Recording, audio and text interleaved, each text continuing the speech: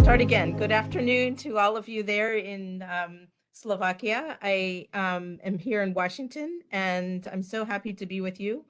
My name is Angela Demas. I'm a senior education specialist at the World Bank, and I've been working closely with the NEVOM team and the World Bank team, and happy to present to you this last presentation, From Policy to Practice.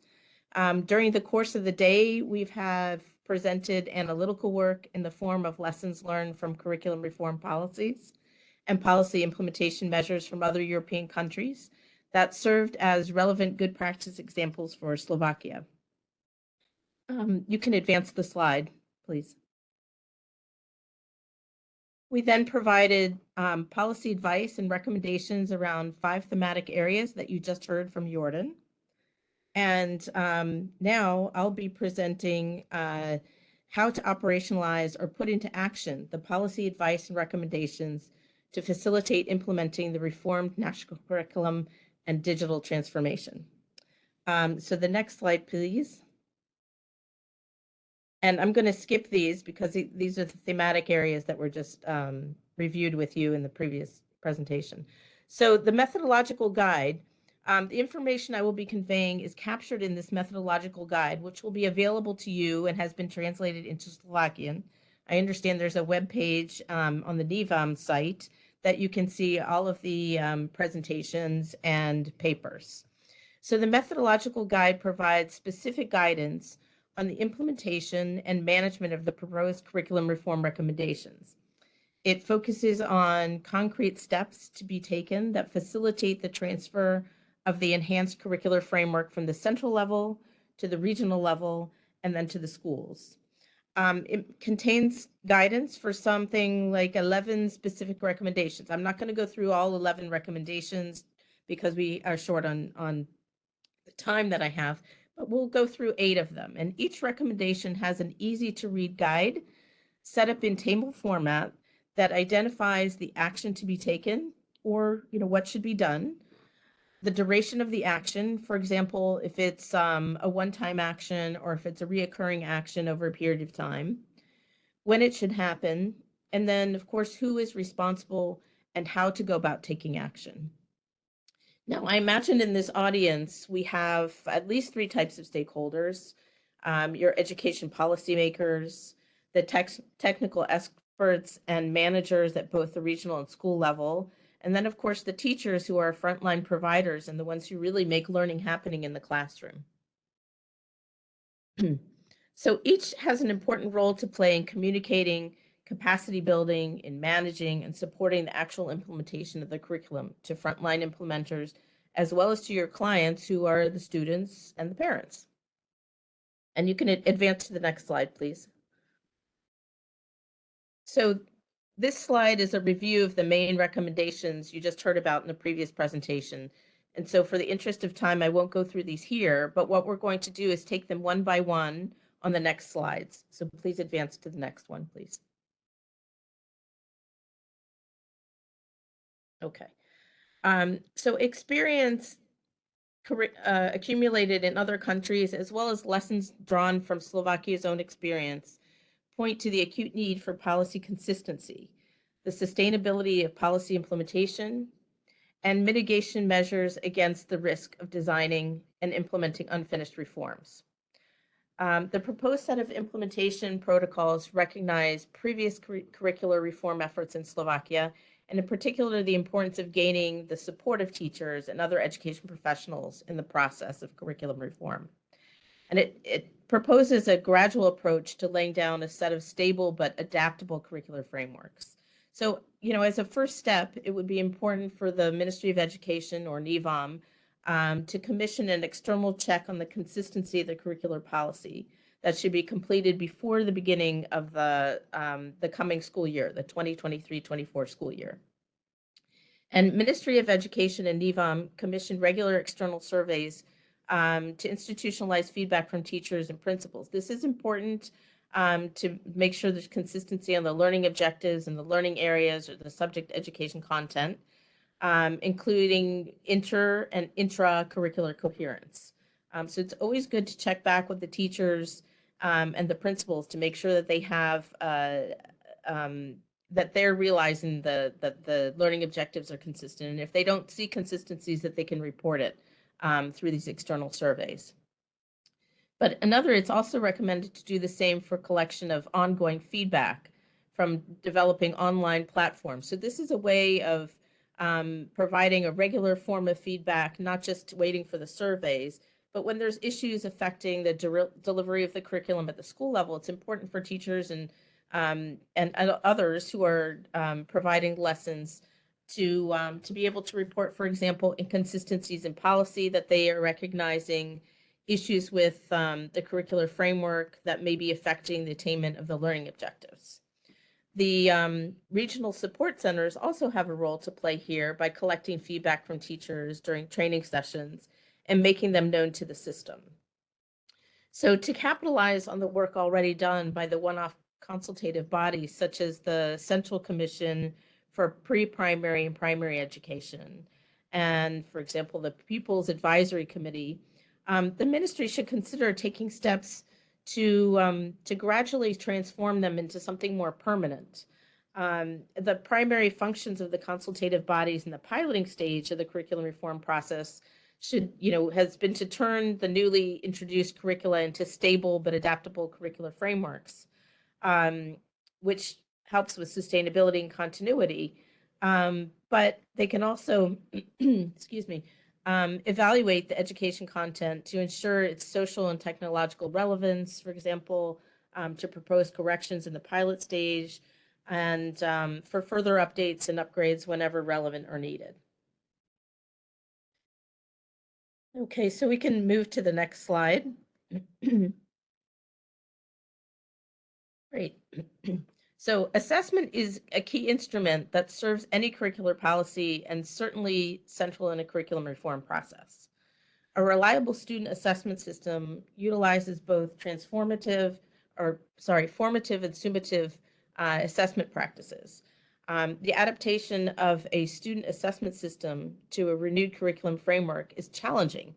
We know that. So for Slovakia, assessment support to the renewed curricula can be operationalized through securing a dedicated allocation of resources to ensure targeted investments for running a digitized summative assessment in every Slovakian school.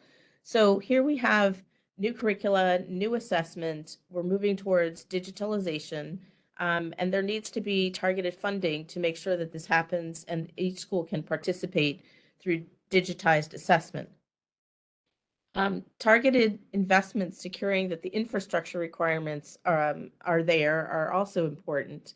And all assessment formats are digitized by the end of the reform period. Digital forms become then the norm. The dynamics between formative and summative assessment are regularly examined and evaluated to fine-tune the feedback generating assessment model. So the teacher's capacity also has to be improved here to regularly use and analyze assessment. They'll need to be updated to keep up with digital advances in assessment. And here the regional support centers and the regional departments of NEVAM will take a main responsibility in updating teacher skills and providers of digital education content. They can play a supportive role in this process. Additionally, partnerships with EdTech will need to be established to collaborate with Ministry of Education, with NEVAM, with the regional support centers and other relevant stakeholders to adapt, develop, or research digital advances in assessment. So continuing to advance the system is important, and using partnerships through EdTech or other entities outside the ministry that are making these advances is important to keep in contact with them and to use their knowledge and keep improving the system. Okay, next slide, please. Okay. So we've been talking about the importance of gaining and maintaining the support of teachers, parents, and students. They're a key factor to the success in the education reform process. To do this well, the education administration needs to do three things: to be timely and informed about the participants and the beneficiaries' viewpoints on core issues, concerning the curriculum reform and its implementation. The second is they need to react adequately and transparently to the concerns and ideas. And third, to provide evidence-based justification for policies and policy implementation measures. So a three-step approach is proposed. And the first step is to set up a reliable and stable feedback mechanism. And modeled on Estonia's success, we propose here that regular standardized student, teacher, and parent satisfaction surveys on the state of education be piloted and then institutionalized as part of the policy feedback process. The next step is for respondent feedback, including concerns, ideas, and proposals for improvements, be made public. So sharing these regularly will help keep things transparent and others informed. The Ministry of Education and NIVAM would provide time-specific frameworks for adequate policy intervention responses. So on one hand, you're receiving information. The other hand, you're saying how you're going to respond, and give also substantiated explanations for why some measures that are being requested maybe cannot be implemented. You may be doing exactly what should be proposed, and you'll need to justify that publicly. And finally, the introduction, implementation, and impacts of the measures must be publicly accounted. So you've received information, you've plotted out the time frame for when you're going to react, and then you must publicly account for what's been done. And this is to keep the dialogue going with the public. One last point to make about the three-step approach is that it shouldn't be interpreted as a suggestion to blindly follow the predominant public or professional community's perceptions. So the surveys could be used to generate reliable feedback on policy and policy implementation approaches, and allow the administration to prepare for upcoming trends in teacher, student, and parent perceptions, and then also to catch up on newly emerging trends and opportunities and benefit from them. Okay, the next slide, please. Thank you. The objective of the proposed measure is to increase the sustainability of the transfer or the transition from grades to educational stages as the key temporal units of measurement. And so to achieve this requires making sure core participants, who are the teachers, the principals, and the parents, process and understand the benefits of making this change. Like with previous recommendations, it suggested that policymakers in Ministry of Education and NIVAM ensure data gathering and analysis, and ensure data gathering and analysis on teachers, parents, and students' attitudes towards the transition from grades to stages within the satisfaction surveys on the state of school education. So only by doing this can you understand what they're thinking about in terms of these changes that are being introduced.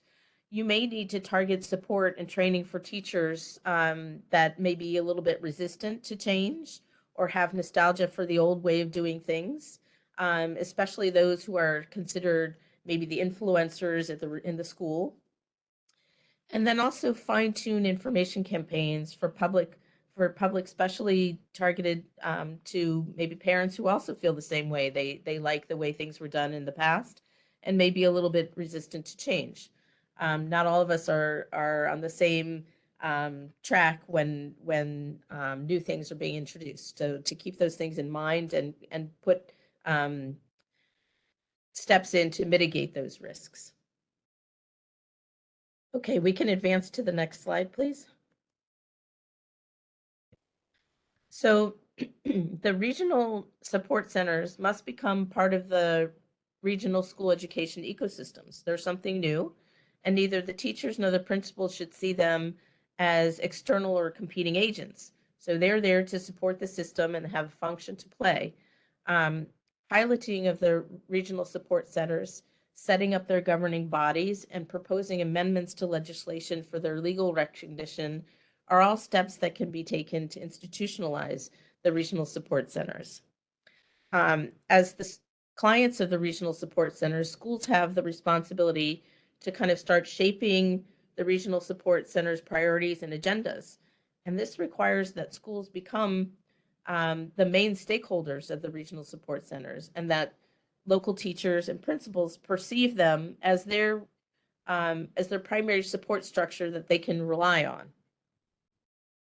Now, this is not to suggest that schools should be engaged in the operational management of the RSCs, but rather that schools must be able to guide the policy of the research support centers that serve the school indirectly and partly via participation in its governing body.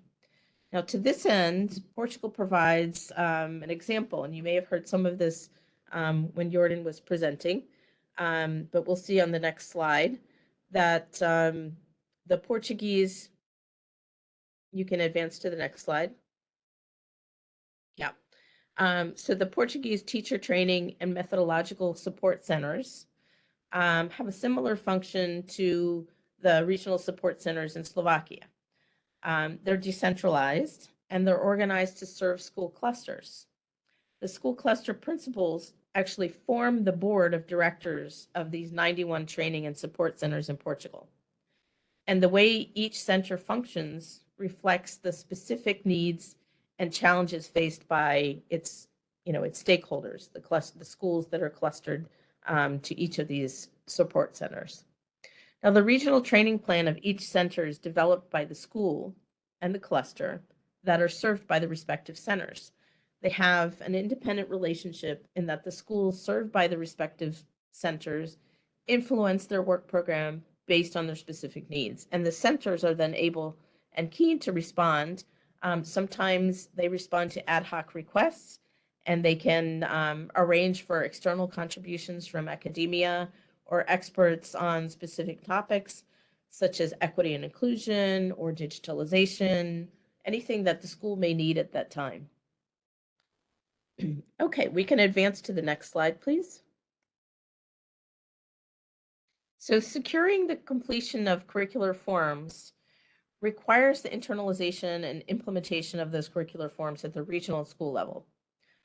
This was particularly tricky area in the last curriculum reform, and it will be the ministry and NIVAM's responsibility to clearly communicate and support the curricular reforms with the goal of actually fostering the internalization of those reforms by teachers and principals until reaching a critical mass level. So, once you get about 70% of schools on board, there's no turning back. This is, going forward with the curriculum reforms.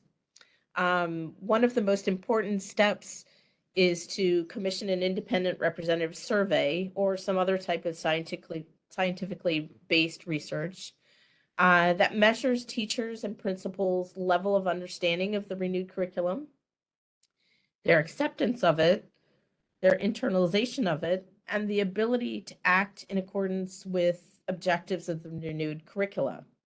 So with this knowledge coming back from those surveys, follow-up interventions targeted to teachers and principals can be designed to continue fostering that internalization of the curriculum reform and how to go about implementing the renewed curricula. So the RSCs and the regional departments of NIVAM should take steps to support every school entering the pilot stage of implementing the renewed curriculum through specifically funded support programs to help them adapt to better intra and intercurricular coherence. And this is combined with incentives for teachers and schools to use opportunities for curriculum flexibility, for cross-curricular links, and other references.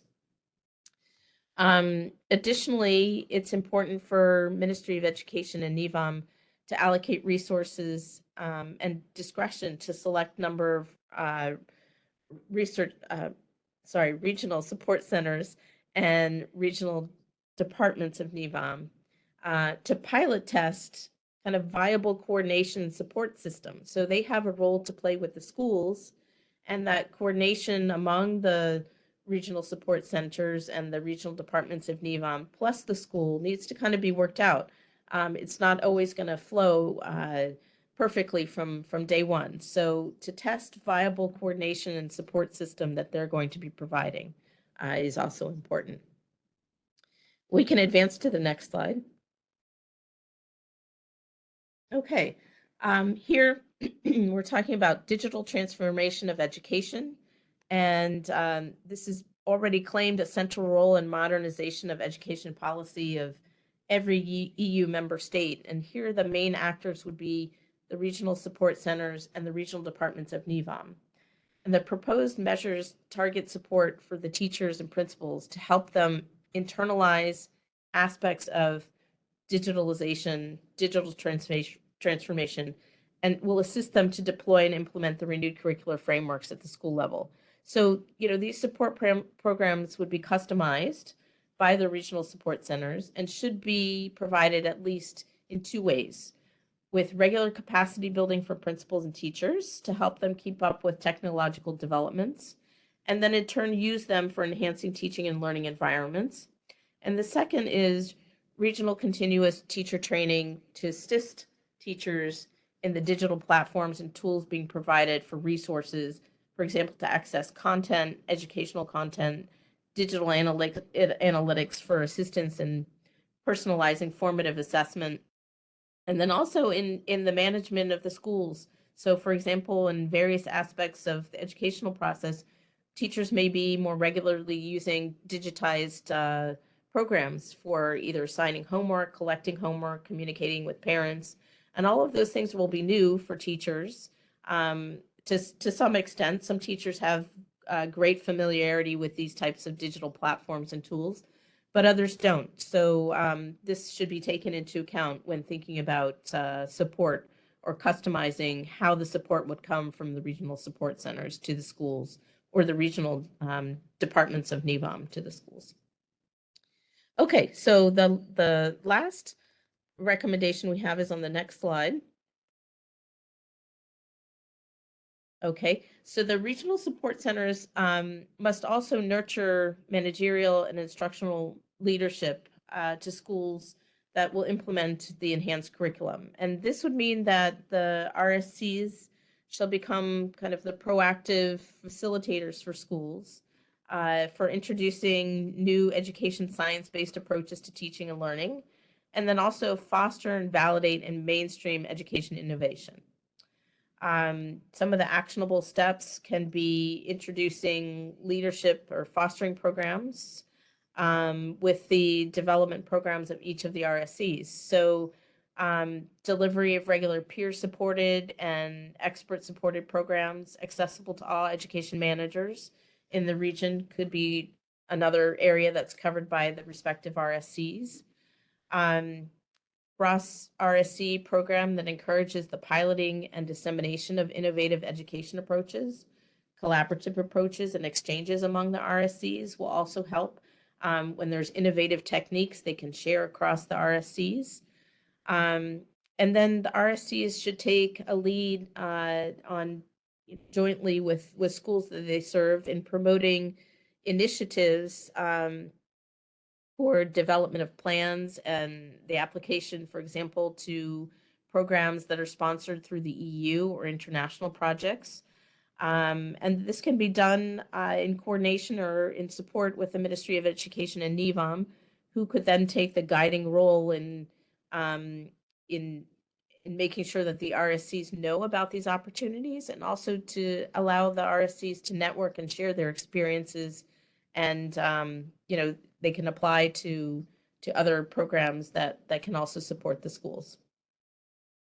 So these are the recommendations. We have time for question and answer. I know it's a lot to digest. And certainly we're not saying that all of these recommendations can be done at the same time or even sequenced. You have to decide what you can take on. And these are suggestions for the steps that can be taken, and those who would be taking the steps, what needs to happen, what actions they should be planning on. In the guide that's online, you'll see the tables that I was talking about. We didn't mention during the presentation the timing and the duration of these actions, but you'll see it all there on the tables. We show the steps, when it should happen, who should take the step, if there might be some legal amendment that would be accompanying the action, then it's flagged so that you can check to see if there's any amendment that might be needed in the current legislation. So with that, I will turn it over to you.